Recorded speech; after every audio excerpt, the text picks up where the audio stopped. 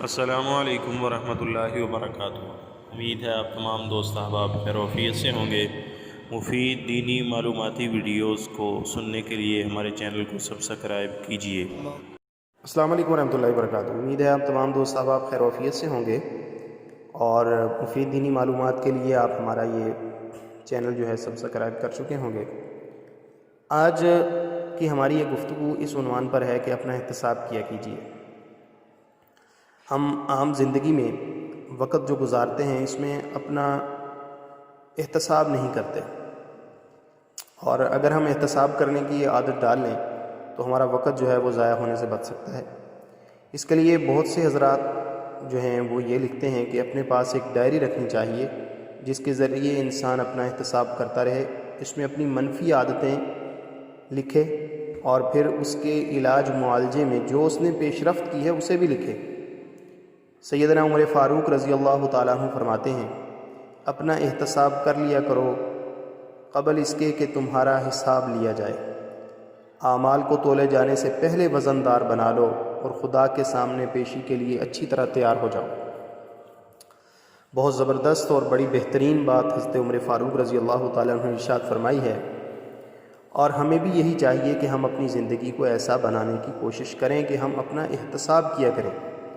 ہماری روزمرہ کی زندگی میں 3 غلطیاں ایسی ہیں جو بہت ہوتی ہیں۔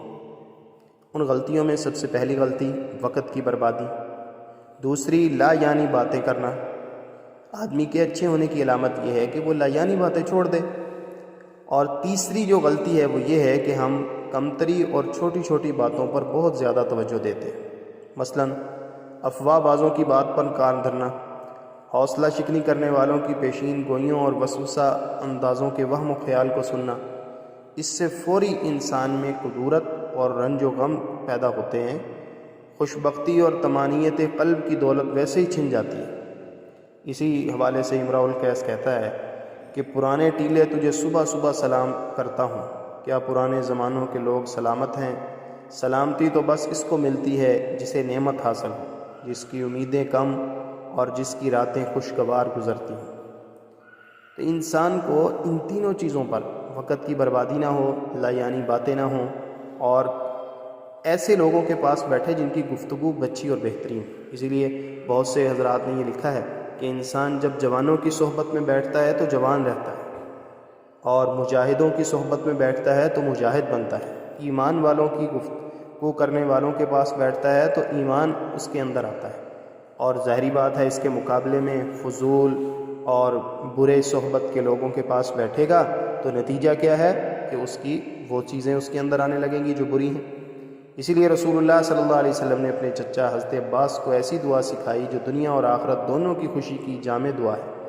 یہ جامع دعا ہے اور کافی اور شافی دعا ہے، اس میں دنیا اور آخرت دونوں کی بھلائی مانگی گئی ہے، جس کو مانگنے کا اہتمام بھی کرنا چاہیے، کیونکہ دعا عبادت کا مغز ہے۔ الدعاء مخ العبادہ۔ اور دعا کیا ہے؟